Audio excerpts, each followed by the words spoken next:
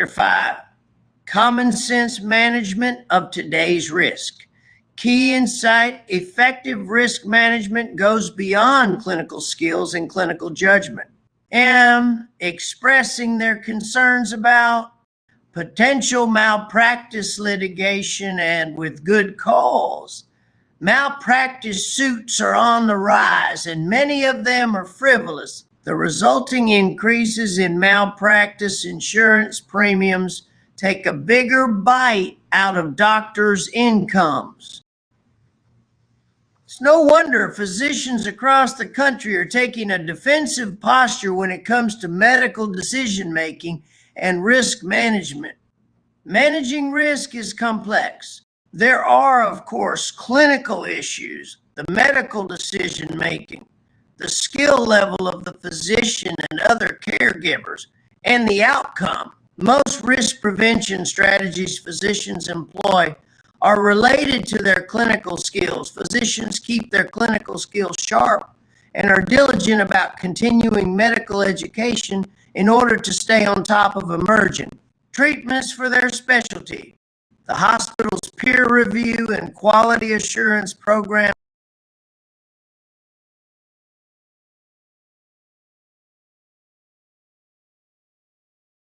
job done and care for the patients. Morale has never been better. Adapting to change. Since the introduction of the Affordable Care Act in 2010, there has been a national push to measure outcomes and improve the quality of patient care and service. This has resulted in a move by third-party payers to financially reward physicians based on performance and clinical outcomes. It began with CMS, but other payers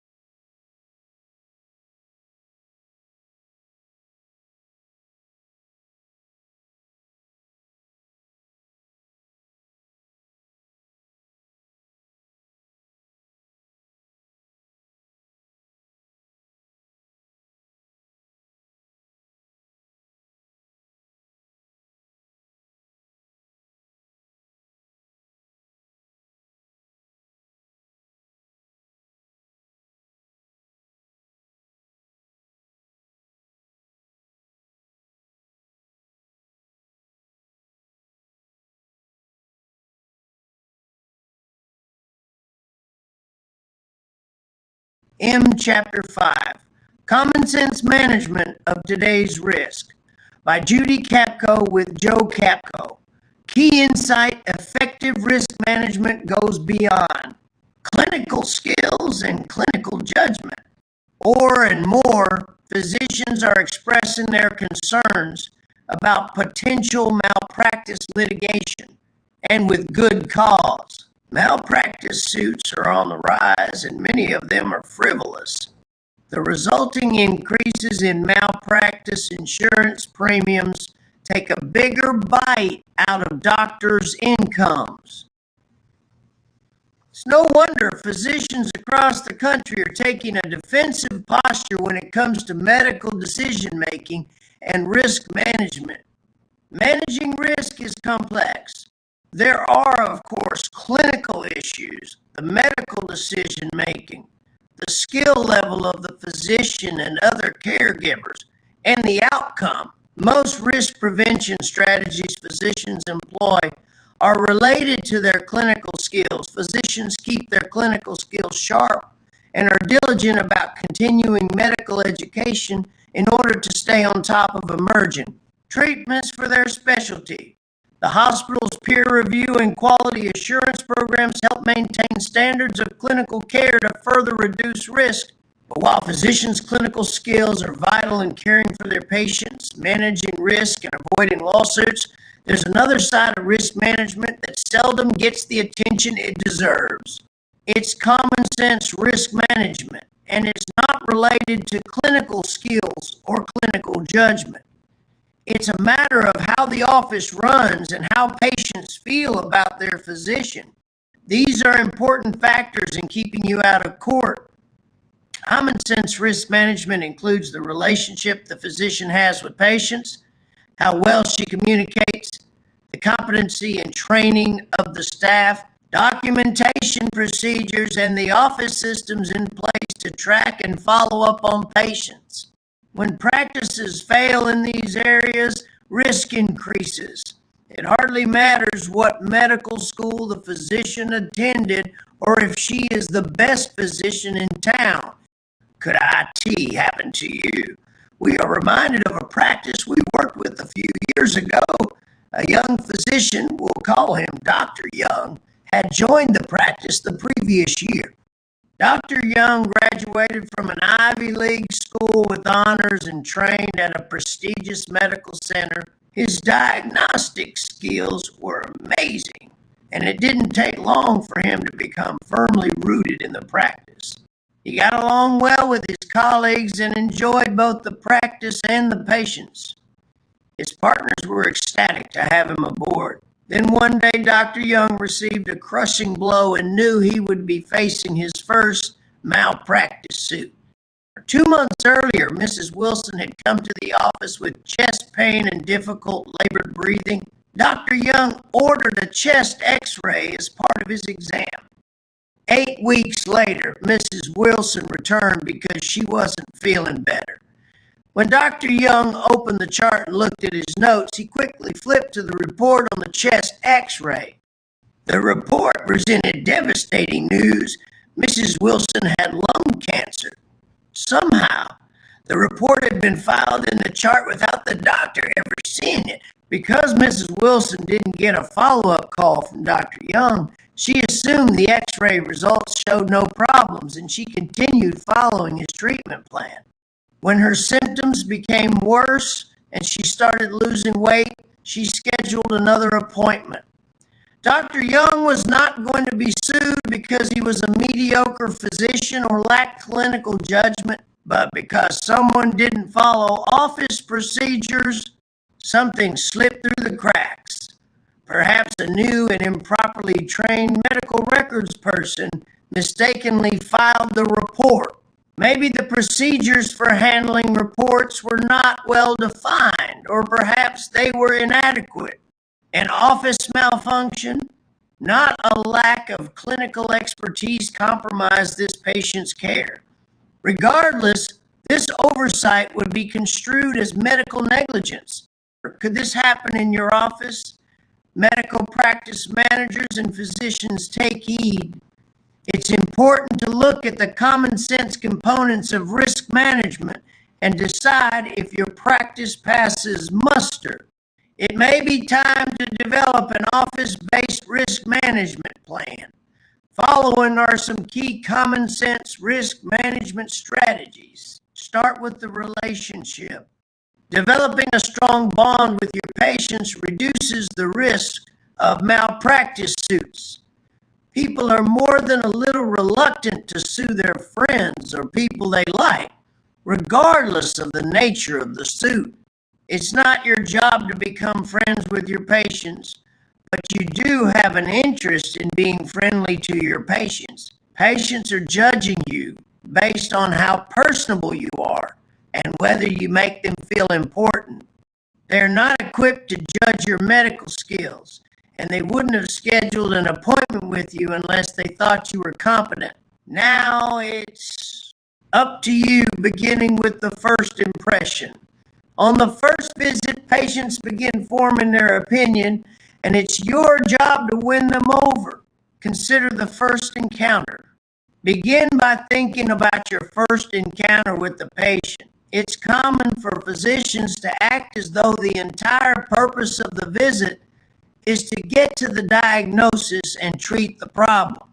Naturally, that is your clinical mission, but don't think that satisfying your clinical mission alone will result in satisfied patients who are grateful for the care they are given. When you only address clinical concerns, you are treating a condition and not the person.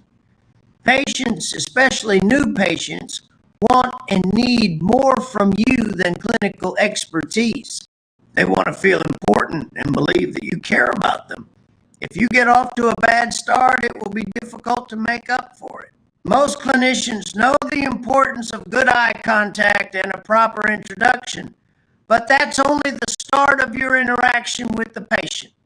10 golden rules can help physicians and other clinicians build stronger patient relationships. Your medical office should integrate these rules into training manuals, and it's important to periodically review them with your staff. 1. Once you are in the exam room, sit in a chair until you begin the examination. Looking down on patients makes them feel inferior. You want patients to feel and know that they are equal to you. 2. Read the patient's record. If the nurse noted the reason for the visit in the EHR, there is no need for you to ask the patient why he or she is there. 3. Address patients by name. It makes them feel you are connected and care about the whole person, not just their condition. 4. Get personal. It only takes a few minutes. Ask about the patient's hobbies, job, or family. If you share an interest, so much the better. 5. Apologize if you're late, but don't act rushed. If you are relaxed and calm, your patients feel as though they have your attention and time. 6. Do not permit staff to interrupt you when you are with a patient unless necessary. Interruptions make patients feel like they're not a priority. 7. Do not use medical jargon the patient won't understand. 8. Never ask a patient a question unless you are willing to give your full attention to listen to the response without interrupting. Look at the patient when either of you is speaking. If possible, place the computer so that you can face the patient and make occasional eye contact while using it. 9. Once you've presented your diagnosis, treatment, and follow-up plan, do not assume the patient understands everything you said. Ask for affirmation and be willing to clarify or repeat your summation or instructions. 10. Before you complete each encounter, make sure you have answered the patient's questions. Failure to completely answer questions results in unnecessary phone calls and frustrated patients. Going the extra mile. A medical practice is not a commercial enterprise like the Ritz-Carlton, Nordstrom, or Southwest Airlines, each known for taking pride in going the extra mile for its customers. Just the same, medical practices can benefit greatly by going the extra mile to build stronger relationships and make patients feel important. For example, when a patient has had office-based operative procedure or has been in the hospital, why not call the patient the following day to see how he is doing? Ask if he has any questions and provide reassurance. If a patient who comes to the office appears to be too ill to be comfortable in the reception room, immediately escort her to an exam room so she can lie down. If patients have transportation problems, investigate what dial-a-ride services are available. How we communicate goes a long way in making patients feel comfortable and cared about. The words we use can influence the patient experience. For example, using the word "you" in some contexts makes people defensive. Why did you do that? The communication matrix in the toolbox provides concrete examples that improve communication. Think about having someone in the office assigned to be the patient advocate. A patient advocate provides special services for patients and makes sure their needs are met. An advocate also resolves complaints and smooths out difficult situations, tempering a storm before it gets out of control. A patient advocate certainly gives the "we care" message and builds solid relationships with patients. Documentation.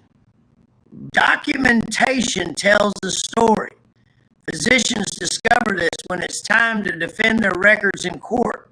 EHRs make documenting easier, but it's not just getting things documented. It's a matter of timeliness and identifying who wrote what and when. Consult your legal advisor and medical liability insurance company to give you the specifics on what you should and shouldn't include in your documentation. Develop a risk management plan.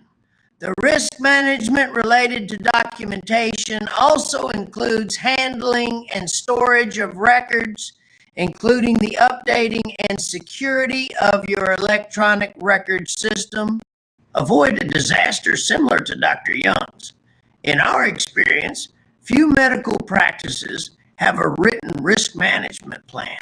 Generally, training on the importance of shared management of records is ad hoc and sketchy at best, and nothing is in writing.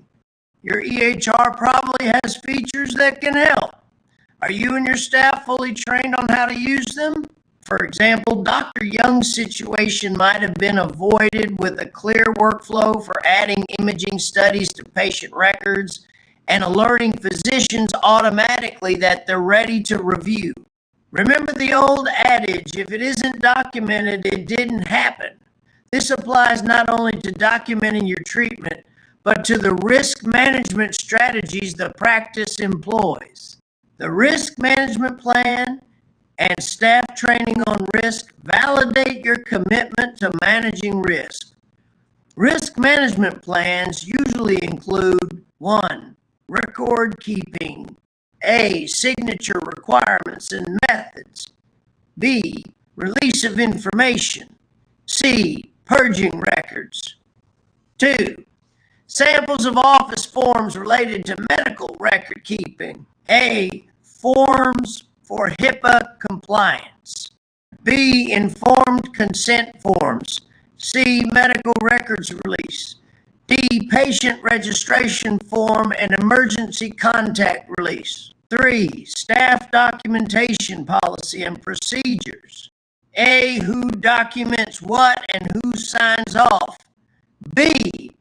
Documentation time requirements, i.e. within the hour at the end of session. C.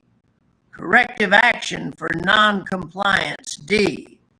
What reports require a signature? 4. Documentation and record keeping. A. Definition of performance standards. B. Performance measurement. C. Quality assurance peer review. D. Billing staff. E. Front office. 5. Tracking system and procedures. A. Diagnostic studies ordered in office or elsewhere. B. Reporting methods. This has become even more important with the emphasis on coordination of care and transitional care management. in the movement to improve care and quality of outcomes. C, recall system. D, missed appointments. 6, medical records audit procedures. A, coding and documentation. B, risk management. 7, discharging the non-compliant patient. A, protocol. B, sample discharge letter. Some components of this risk management plan are specific to an individual practice, and others are part of most medical practices' office procedures. For example, the release of medical records and signature requirements may be clear to your staff members, but they aren't written in a formal plan. Your practice likely has a series of form letters that may not exist in one master manual, such as those relating to HIPAA, informed consent forms, and other forms important to record keeping for patients. Your challenge is to set standards, define corrective actions, and develop medical record training modules. When preparing a risk management plan, practices often discover their tracking and recall systems could use fine-tuning. Today's EHR and PMS systems offer excellent tracking tools to stay on top of missed appointments and manage recalls. The key is establishing workflow and training staff to use them properly. Setting standards. Setting standards with documentation and record keeping begins with physicians respecting the medical chart. If they don't respect it, how can they expect the staff to do so? Staff members of one practice shared that they couldn't find records because the doctor took a stack home over the weekend to get caught up on last week's dictation and left them in the trunk of his car. Of course, with most practices now using EHR systems, this story sounds rather archaic, maybe even worthy of a chuckle. But even with electronic records, procedures that everyone understands and follows are essential. We worked with one practice recently where a doctor had not yet finalized more than 800 electronic chart notes, some going back almost a year. If a patient decided to sue, would anyone believe that this doctor could remember what happened in a patient encounter months ago? Begin setting performance standards by focusing on what most directly influences the patient's safety and medical care, as well as that which might be construed as negligence on the practice's part. Start with the top priority items and create a list. Here are a few examples, but each practice should prepare a list of standards based on its standard protocol. If standard protocols are not in place, develop them now. Rooming a patient. What specific items is the nurse medical assistant to document when rooming a patient? Naturally, this will vary by specialty and type of appointment, but may include date, vital signs, temperature, and weight, presenting symptoms and duration, medications, and initialing the documentation. If patients are documenting their own histories and chief complaints, such as via a tablet or kiosk, are the nurses responsible for verifying the information? Responding to patient phone calls, clinical. What documentation and actions are required for handling incoming clinical telephone calls? Are the date and time of call, primary and secondary phone numbers, symptoms, and temperature recorded? Where is the information recorded in the medical record? And is the record updated to reflect who spoke with the patient and when? Are employees trained to update the system at the time of speaking to the patient? Is the information routed to the patient's primary clinician, or does the nurse who took the call send an alert? When is the call considered emergent and routed to a nurse or doctor? What should the caller be told about when to expect a reply? This should be consistent and reliable. What is the maximum time before the call is returned? Documenting the visit. What are your requirements for physicians and non-physician providers regarding documentation scribes, dictation, voice recognition, handwritten for later transcription, or typed into the EHR during the visit? How are charts signed? What are the procedures for scribes? What are your rules for physician chart handling, such as when chart notes must be completed and electronically signed? Are procedures established for accessing the system remotely? For example, is software in place to allow mobile devices that access the EHR to be bricked if they are lost or stolen? EHRs have special features that can make charting faster, but these features also carry risks. Does your practice have policies regarding cloning of notes and cutting and pasting of portions of them? And are physicians and non-physician providers aware of the risks of mistakes when using templates and macros without double-checking entries? Patients' rights and confidentiality. What is the practice's responsibility, and what are the patient's rights with respect to their medical records specifically? Access to information, release of information, and costs for duplication, especially when a chart cannot be transferred electronically? Use these few examples as a starting point for meeting with physicians and staff to agree on documentation requirements and responsibilities. Once you have finalized the measurements, set the standard. For example, are phone calls to be transferred immediately when they seem emergent? Or will you use a task note or other function to route to the nurse for action within 10 minutes? Are other clinical calls to be returned within 1 to 2 hours? Make decisions and set policy corrective measures. When the standards are formalized and become part of the risk management plan, establish a method to monitor compliance. Will you pull random charts and have a monthly or bi-monthly audit to check chart notes and whether entries include needed documentation and are signed? Beyond this, the plan needs to outline corrective measures as well as define when corrective actions are appropriate. On the first occurrence, the third, or the 10th, this can be a political minefield, but these components are essential in an effective plan.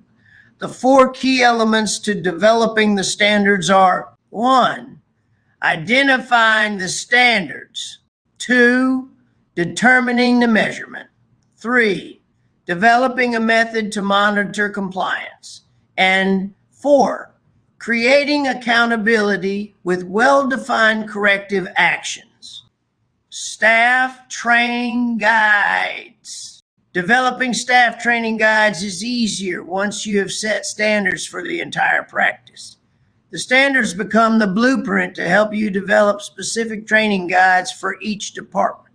In addition to using the training guides for medical records and documentation as part of your risk management program, your plan should also include practice-wide training on communication and customer service. Each staff member must understand his or her role in building and maintaining strong relationships with patients. Tracking systems. Tracking systems are important to ensure that follow-up studies and exams are ordered and completed. They are also important for ensuring that you obtain results for biopsies and lab work you send out of the office. Most practices today use EHRs and PMSS, and these systems usually have powerful tracking tools for these purposes. The important thing is to keep up with the tools. Most vendors add new ones each year or enhance existing ones, and to make sure everyone in the practice knows how they work.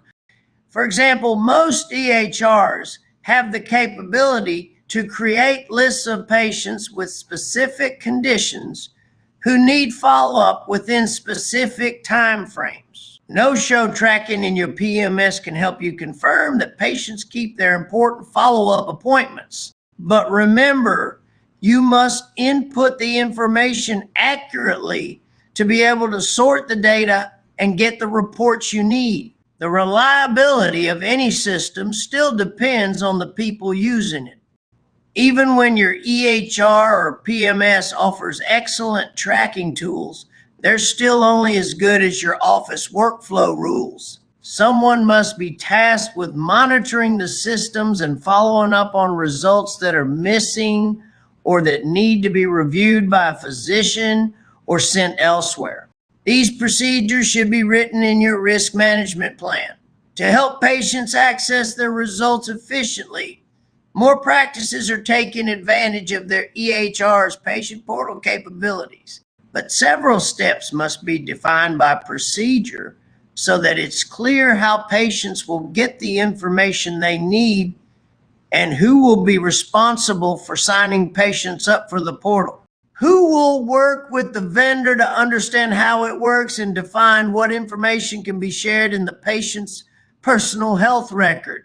How will the patient be notified by email to log in to receive results in the portal? Is the process automated, or does a nurse need to send the message? Does everyone on the team know how to do this reliably every time and in a HIPAA-compliant manner? When it comes to tracking, technology has come a long way. Your systems may have capabilities that you're not aware of, and unfortunately, most practices receive just enough training to get them started. Some of the best features may be more complicated and thus skipped over in initial training. Make sure your entire office is receiving follow-up training regularly. And if a feature you would like to have is not available in your system, ask your vendor about third-party options. There are many add-on products that work with many EHR PMS platforms.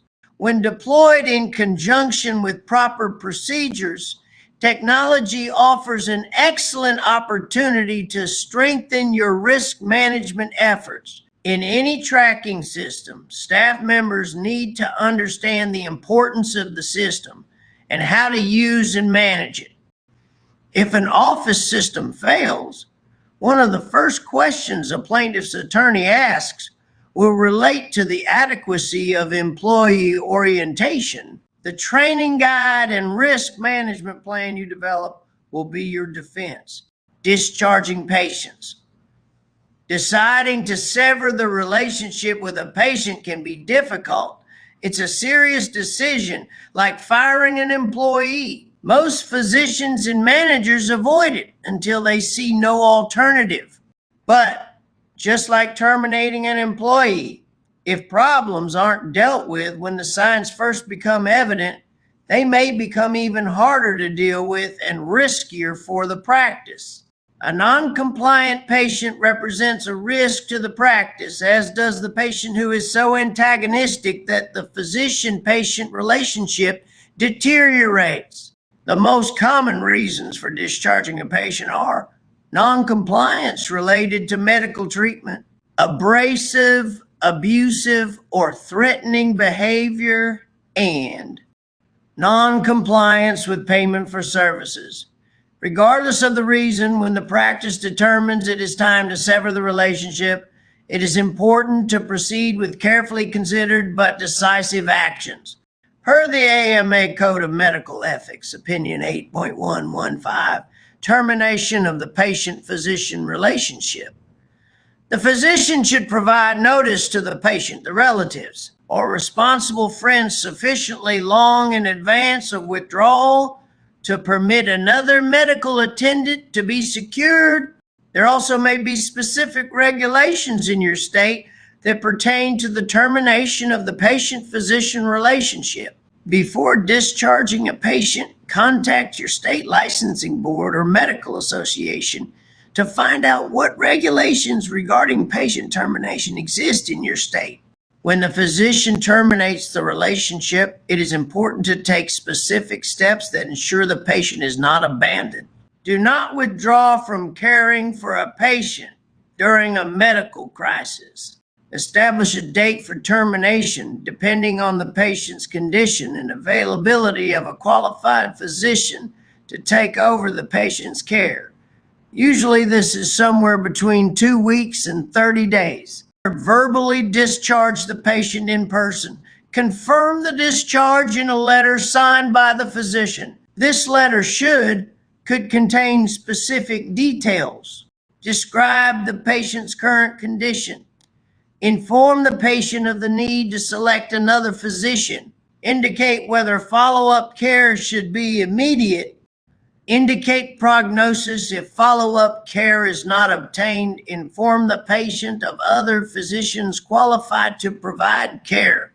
Let the patient know you are available for emergencies or to treat acute conditions in the interim.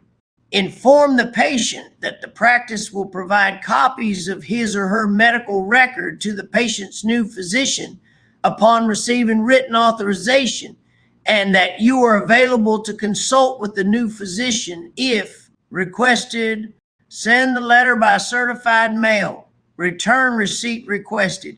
Scan and file the mail receipt in the patient's chart once it is received. Inform the staff not to schedule another appointment once the transition time is ended, and follow up by flagging the patient's account in the PMS and EHR. We offer a word of caution in handling the non-compliant patient when it involves payment for services. Once an account is considered non-collectible, do not allow staff to turn the account over to a collection agency until the physician has reviewed the chart. This allows the doctor to determine if, based on the patient relationship or medical condition, such actions would aggravate the patient in a way that might pose the threat of a malpractice suit. Tapping into risk management resources. Managers and physicians need to build a strong alliance with their malpractice insurance carriers. You share the same goal, avoiding a malpractice lawsuit. Ask your carrier if they will conduct a risk prevention audit and what risk prevention tools they can provide for the office. These carriers usually will offer you additional assistance in determining what types of continuing education on risk management are available to you. Attitudes. Risk management is a silent duty. Unfortunately, the silence can mean risk management doesn't get the practice's attention until a problem emerges. It's far better to take a proactive posture to avoid problems. This is vitally important when managing paper charts, but even with an EHR system, the right attitudes and commitment to manage risk are essential. Electronic records can be neglected or compromised without an appropriate and enforceable risk management plan. Yes, developing a risk management plan requires time and effort. Because of this, physicians and staff may view such a project as a pain or nuisance, or may put it on the back burner until it's too late. Don't place yourself in that position. Physicians and managers who initiate and endorse the development of a risk management plan will be glad they made the effort. Make common sense risk management a priority. Data protection. Every practice has the crucial responsibility to protect a wide range of confidential information, including patient medical records, credit card numbers, and passwords. Complicating matters is the fact that such information very often resides in multiple places, on individual computer workstations or servers, in software programs, and in faxes, to name a few. What's more, confidential information is transmitted in various ways, including phone calls, faxes, and electronically. For even the largest practices dedicated it and HIPAA staff, fulfilling the HIPAA security standard of appropriate safeguards can be an ongoing challenge. The U.S. Department of Health and Human Services suggests that the security rule requires appropriate administrative, physical, and technical safeguards to ensure the confidentiality, integrity, and security of electronic protected health information. The consequences of failing to maintain appropriate safeguards can be hugely damaging to your practice's reputation and could even threaten its. Financial viability. Some of the fines levied by the Office of Civil Rights have been in the millions of dollars to healthcare systems, and the frequency of fine issuance has been increasing steadily in recent years. In addition to regulatory requirements, sound data protection policies and procedures are simply part of good business practices. As an example, consider credit cards on file. Maintaining a patient's credit card information and charging it on a regular interval to pay off a patient balance. While credit cards on file can be wonderful for practices and convenient for patients, the way practices manage the credit card number and billing varies dramatically. We've encountered practices where staff members write a credit card name and number on a Post-it so they can reference it conveniently every month to manually make the charge. Under such circumstances, how easy is it for the credit card to be compromised, possibly even by the practice's own staff? Most practice management systems have added or are planning to add credit card on file capabilities that utilize industry standard procedures and encryption, known as the PCI DSS Payment Card Industry Data Security Standard. Chances are good that your practice's software is more advanced than your team's current understanding of it. For example, some well-meaning employees may be storing credit card information in the wrong places, such as text fields in patient records, thereby unintentionally bypassing the very feature that is meant to protect the data. While there are many products and best practices that help minimize the risk of a data breach, the single most important piece of advice we can give in this area is that you must have an employee who is primarily responsible for managing this risk. Usually, we recommend that this responsibility be given to a tech-savvy person with strong communication and problem-solving skills. Taking on this responsibility can be a wonderful way for an employee to develop new skills they can take pride in. Your in-house privacy expert should understand, learn regulatory and business data protection demands, HIPAA and others, inventory types of confidential information stored, location, and the systems on which it is stored. Develop policies and procedures to protect against privacy breach to be included in HIPAA manual. MGMA and others sell HIPAA manual templates that can be customized to meet your practice's need. Conduct risk assessment for inclusion in the HIPAA manual. Web resources and/or a templated HIPAA manual can serve as an effective guide. Manage risks and educate. Collaborate with entire staff to develop and implement sound policies. It's important to include data risk management as part of your regular staff meetings. Be a liaison for the practice with your technology vendor so that someone in the practice is always up to speed on important new features that protect patient information. While every practice should have an in-house data security specialist, it's worthwhile for every physician and non-physician provider to take a few minutes to get a high-level sense of some potential vulnerabilities. The threats and their corresponding countermeasures will be in a state of continual evolution, but you may avoid mistakes by simply understanding what the hackers and other data thieves want and how they go about getting it. Thieves are primarily motivated by profit.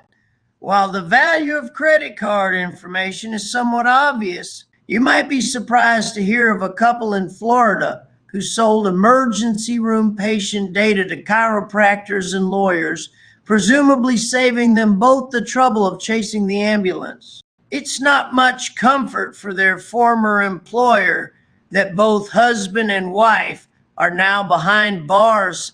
A class action suit against the hospital was filed as a result of this breach. Some thieves are motivated by malice toward their employer, while others are simply interested in stealing the equipment that confidential data are stored in. Far and away, the most common cause of breach of HIPAA protected data is the theft of devices that hold such data on unencrypted hard drives, such as those on laptop computers.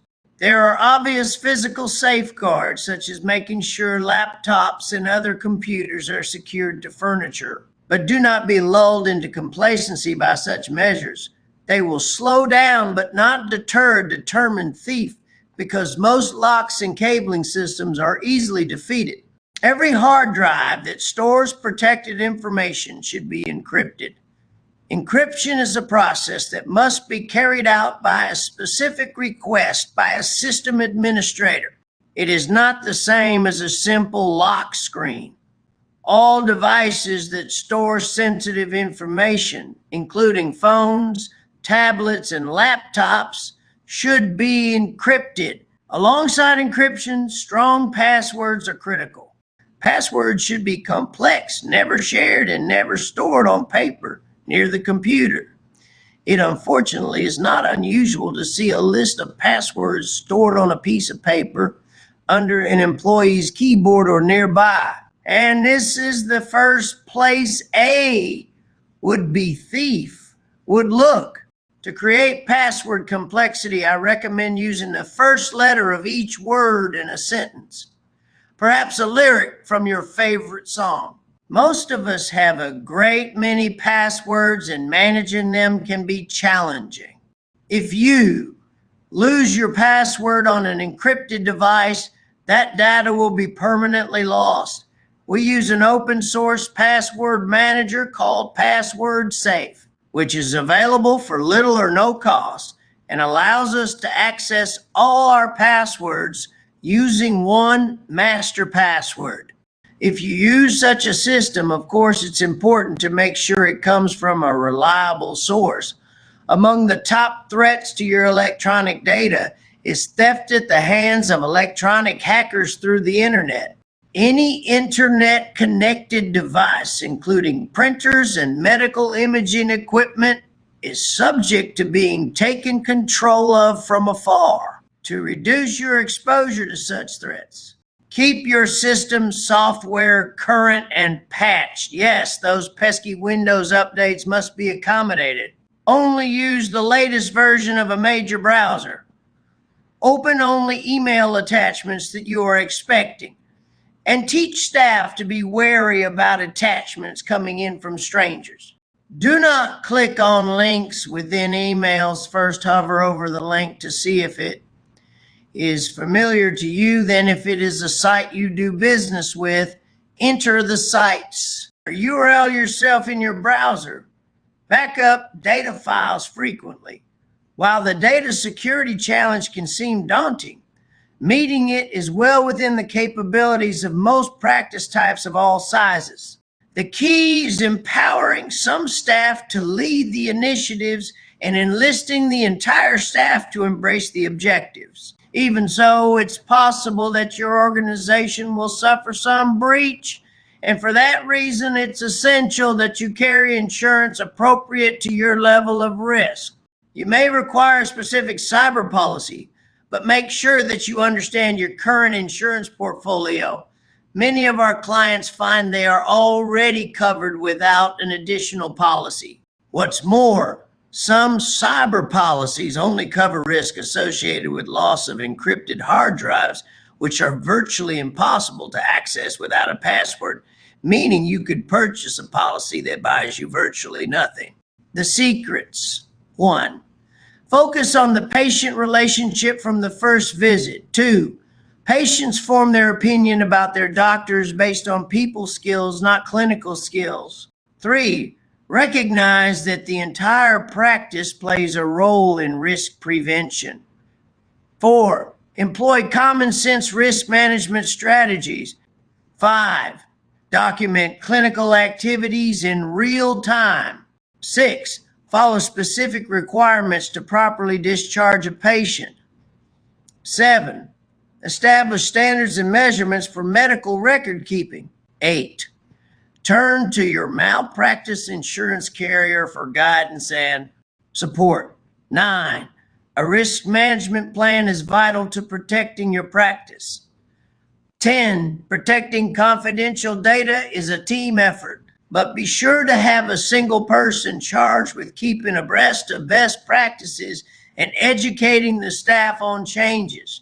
11. Establish conservative policies on internet use within the practice. Err on the side of more restrictive policies. 12. Make sure passwords are secure and complex. 13.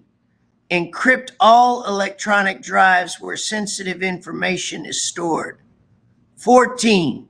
Be sure you've secured appropriate insurance for information, breaches, forms added to your toolbox. See communication matrix, sample discharge letter, tracking log diagnostic studies. W. A Money Crunch by Judy. The secrets. 1. Focus on the patient relationship from the first visit. 2. Patients form their opinion about their doctors based on people skills, not clinical skills. 3. Recognize that the entire practice plays a role in risk prevention. 4. Employ common sense risk management strategies. 5. Document clinical activities in real time. 6. Follow specific requirements to properly discharge a patient. 7. Establish standards and measurements for medical record keeping. 8. Turn to your malpractice insurance carrier for guidance and support. 9. A risk management plan is vital to protecting your practice.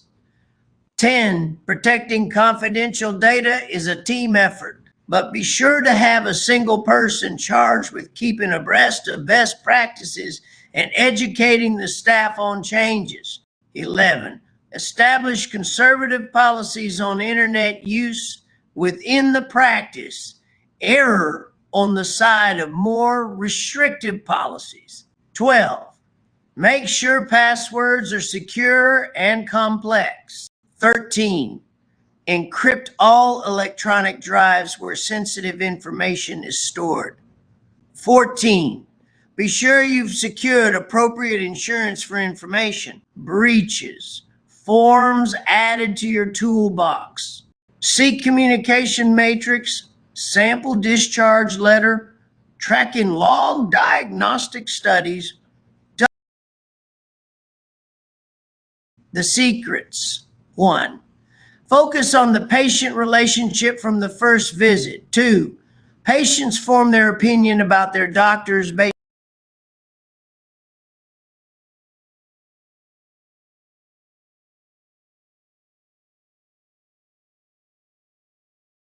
The secrets. 1.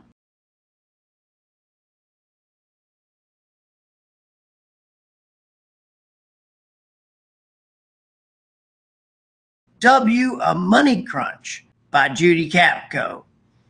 Key insights, successful growth, and financial management. E. Have a cash. Key insight.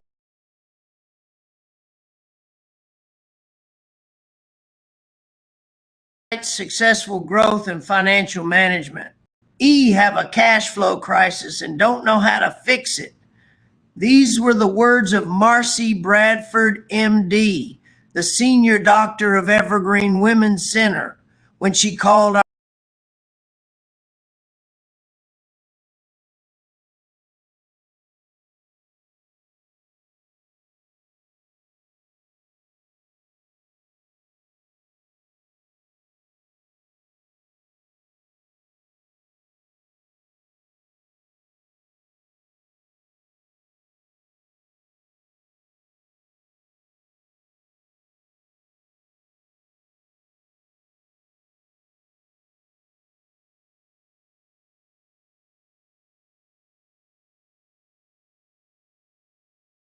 W. A Money Crunch by Judy Capco.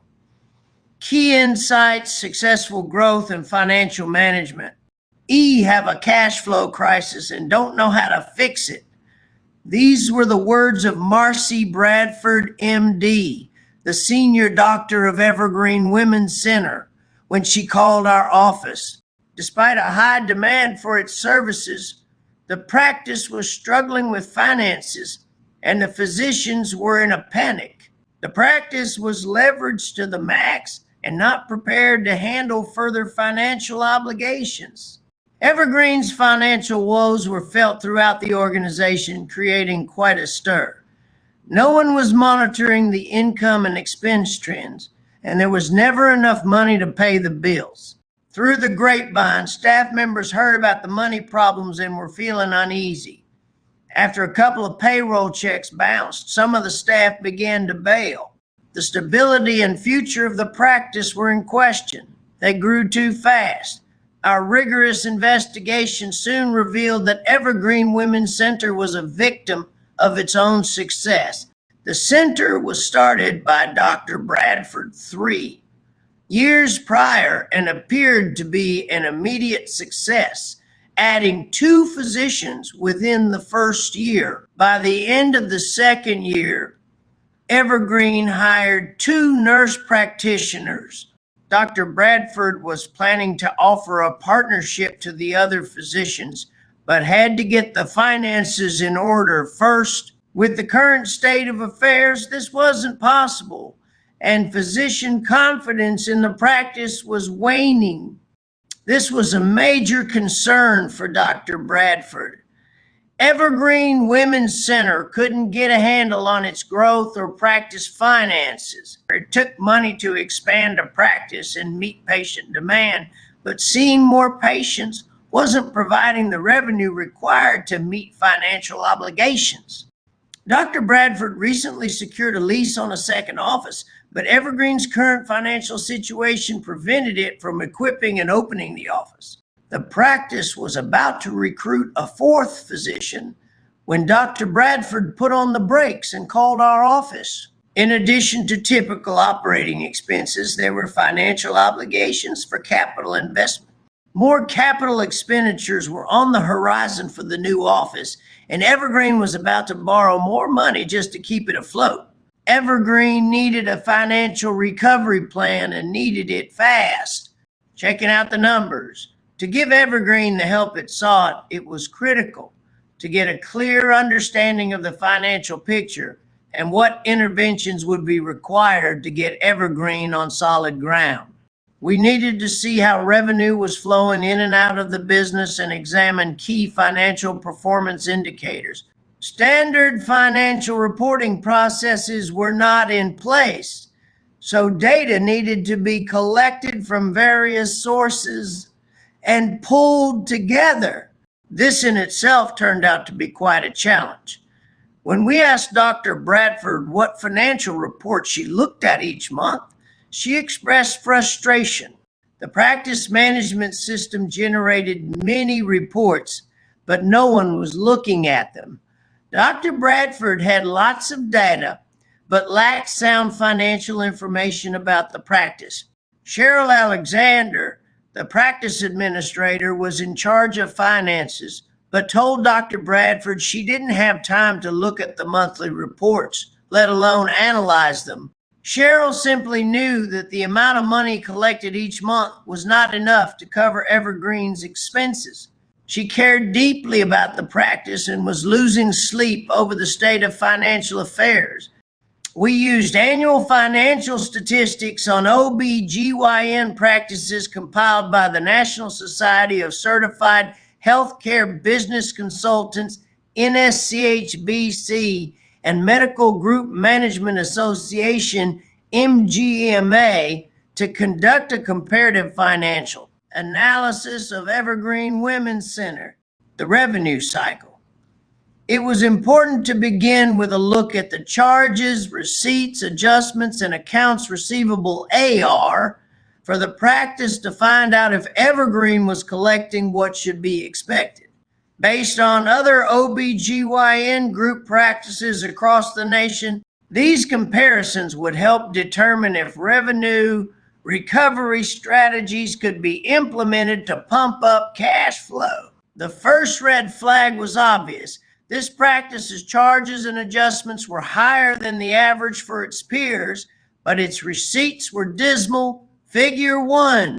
The practice was collecting only 48% of its charges, as opposed to average collection rates of 56.8% reported by NSHBC and 63.8% reported by MGMA. If Evergreen's collection rate was 63.8%, it would have earned nearly $230,000 per physician in additional income during the previous year, an amount that would have provided considerable relief to the present financial situation. $1,600,000, $1,400,000, $1,200,000, $1 million, $800,000, $600,000, $400,000, $200,000. Evergreen, NSHBC, MGMA, charges, receipts, adjustments. Figure 1, productivity comparisons. Evergreen Women's Center's productivity performance comparison per full-time equivalent MD. MGMA equal to Medical Group Management Association, NSHBC equal to National Society of Certified Healthcare Business Consultants. Evergreen Women's Center's adjustments contractual allowances were 54% of charges compared with an average of 45.6% reported by NSHBC and 42.6% reported by MGMA. This is usually an indicator of inappropriate adjustments, poor performing contracts, or an unusually high fee schedule. Charge master. But we already knew that the fee schedule was only slightly higher than its best paying contract. We needed to dig into the data, but we strongly suspected that the billing team was struggling, impacting collections. It became apparent that Evergreen's billing department was in distress. The data entry, billing, and collection staff members were inundated because of the rapid growth. Systems were not in place to handle the growth in volume. Work was coming to them faster than they could handle it. Claims submission was delayed by as much as 30 days due to the high volume, and according to a frustrated staff, there was no time to follow up on claims. To top it off, many claims were being rejected because the patient demographics were incomplete or inaccurate. These issues contributed to AR growth that was far above specialty averages as exhibited in Table 1, more than 50% above the average OBGYN practice. Evergreen's money was on the books instead of in the bank. Table 1, accounts receivable details for Evergreen against specialty. Expense and staff benefits alone account for 46% of Evergreen's overhead, compared with a 27.8% average reported by NSHBC and 36.3% reported by MGMA. Staffing costs and efficiency required Evergreen's immediate attention. Compared with industry averages, rent was higher for Evergreen as well, suggesting it would be important to be more productive to increase income and utilize space to generate additional revenue where appropriate. Table 2. Evergreen's highest expenses against industry average percentage of receipts. Benchmarks. Description. Evergreen. AR aged greater than 90 days, 34 days in AR. 63. Description. Evergreen. NSHBC. MGMA. Staffing staff benefits. 39, 24, 37, 3.8, 6.3. NSHBC. MGMA. Rent. 9, 5.8, 6.6. NA. 18.06. Malpractice insurance. 6, 6.43, 48, 39.41. Combined total. 61, 40, 48.2. Other operating expense, 1720, 11.5. Total practice operating expense, 78, 60.8, 59.7. AR equal to accounts receivable, MGMA equal to Medical Group Management Association, NSHBC equal to National Society of Certified Healthcare Business Consultants. On the back end, when payments came in, there was a rush to get the money deposited. Payments were not scrutinized before they were posted, and not enough time was dedicated to analyzing claims to be sure they were adjudicated properly before adjustments were posted. There were instances when the billing staff was inadvertently adjusting off balances inappropriately, resulting in lost revenue to the practice. This cost Evergreen plenty. Expense control. A review of the top expenses for OBGYN practices reveals that 4 expense categories account for the majority of expenses, as shown in Table 2. Staffing. I'm equivalent MD. MGMA equal to Medical Group Management Association, NSHBC equal to National Society of Certified Healthcare Business Consultants. Total operating expenses average slightly more than 60% of receipts as reported by NSHBC and close to 60% as reported by MGMA. Unfortunately, Evergreen Women's Center's expenses were far higher, an alarming 78% of gross income. This excessive overhead expense left Evergreen with only 22% of its gross income to pay the physicians and pay down the debt. It wasn't enough. Expenses were killing this practice. The infrastructure. The review revealed an administrative vacuum, a large contributor to Evergreen's problems. Dr. Bradford was a respected leader and was, without question, the driving force behind the practice's growth and community presence. However, the management structure under her was weak. Throughout the hierarchy, there were no clear expectations and no accountability. There was little delineation of duties and responsibilities, beginning with the administrator all the way through the support staff. Too much was being expected of Cheryl, the administrator. Her role needed to be clearly defined and designed to utilize her talents. She had a strong financial background and was devoted to the practice. Her analytical skills made her a fine candidate to handle the practice finances, but she needed direction and structure. Cheryl preferred working with finances and was frustrated by the other responsibilities that seemed to sabotage her ability to focus on the financial picture. It was easy to see why Cheryl was unable to dedicate time to performing financial analysis. She was bombarded with day-to-day problems that she didn't have the time to deal with, and her workload was unmanageable. She was trying to handle the finances and practice administration while being pulled into crisis situations.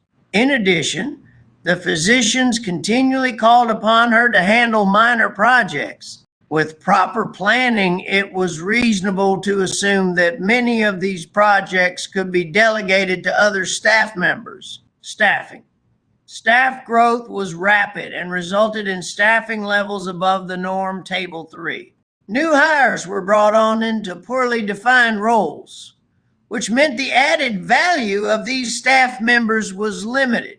If one department needed help and couldn't manage the workload, another staffer was recruited without first analyzing efficiency or work processes to confirm the actual need. Not only was this a financial concern, it represented a loss of control and was a source of frustration throughout the organization. Table 3, OBGYN group practice staffing benchmark comparatives. Evergreen NSHBC MGMA. Organization staff per FTE provider, 6.1, 4.29, 4.57. FTE equal to full-time equivalents, MGMA, Medical Group Management Associations, NSHBC equal to National Society of Certified Healthcare Business Consultants. There were no written job descriptions. Without a clear delineation of duties, there was no way to know what was expected of staff members. In addition, no measurable standards were set, making it difficult, if not impossible, for employees to know if they were doing a good job. This also compromised the ability to measure productivity at every level. The best performers were not being recognized, and there were no consequences for underperformance. How decisions were made. Planning was inadequate, resulting in poor decision making. The practice was reacting to circumstances rather than acting on information. It seemed Dr. Bradford was always called upon to intervene when problems required a management decision. The practice resorted to continual crisis management. This was both inefficient and costly to the practice. The organizational chart was flat, drawing too few people into authoritative decision-making positions. There were only 3 levels on the organizational chart: physician owner, Dr. Bradford, administrator, Cheryl Alexander, and everyone else. 27 total staff. This flat structure was choking Dr. Bradford and Cheryl. It contributed to the loss of control, poor decision-making, and inadequate management resources. Cheryl did not meet regularly with Dr. Bradford to discuss emerging issues and concerns. At the same time, Dr. Bradford did not meet with the other physicians or include them in any of management's decisions. There were no staff meetings to keep staff connected, to provide support among staff members in different departments, or to communicate information about the practice.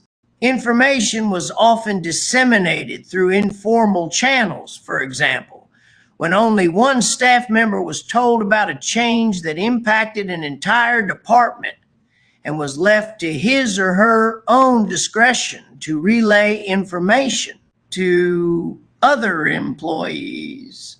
This approach to communication was wide open to subjective interpretation. Often sensitive information told to one person in confidence ended up in the rumor mill, causing considerable distress and confusion. The final diagnosis. Although Evergreen's problems seemed overwhelming, once the situation was thoroughly explored, 6 major contributors to the practice's state of affairs were identified. 1.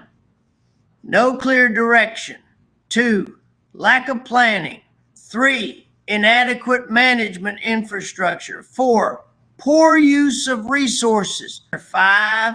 Lack of financial management and analysis. And 6. Undisciplined decision-making. Addressing these factors was essential to getting the practice back on course. No pain, no gain.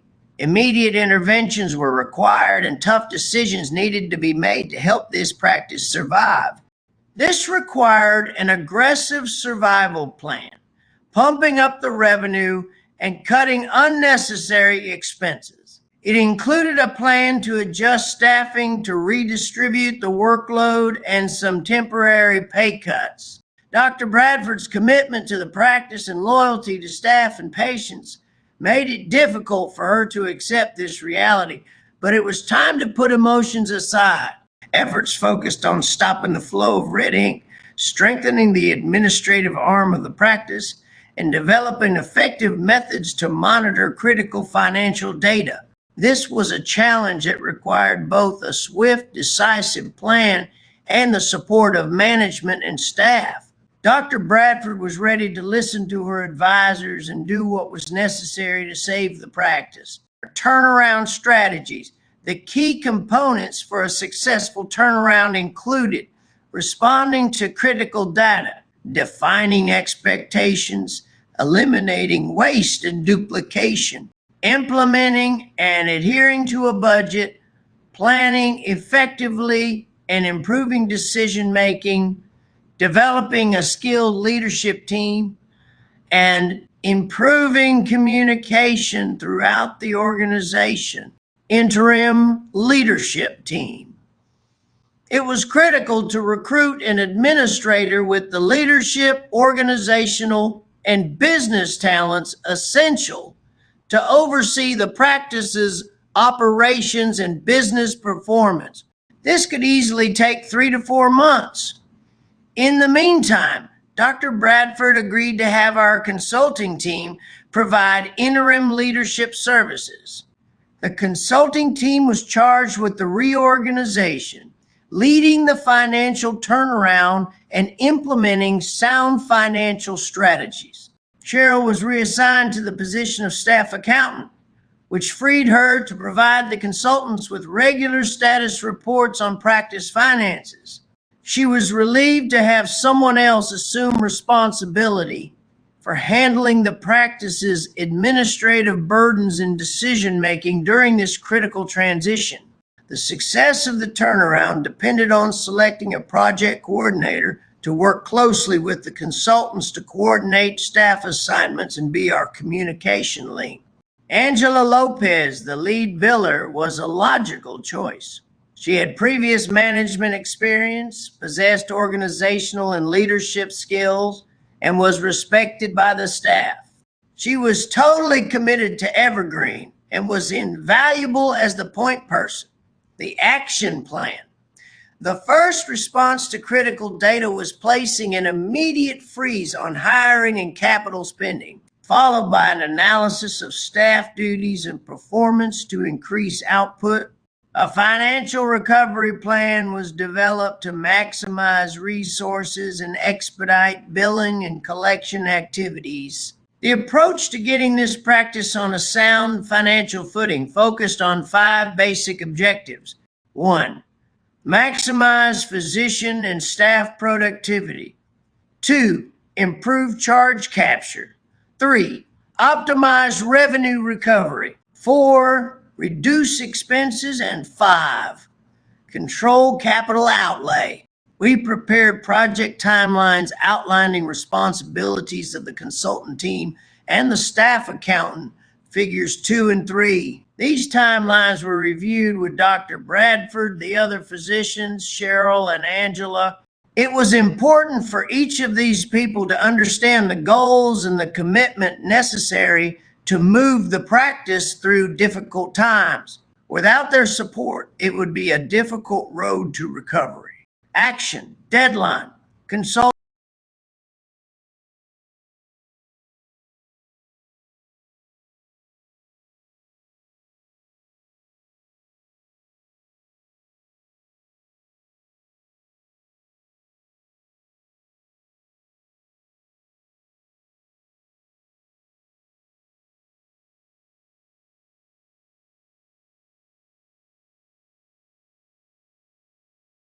Defining expectations, eliminating waste and duplication,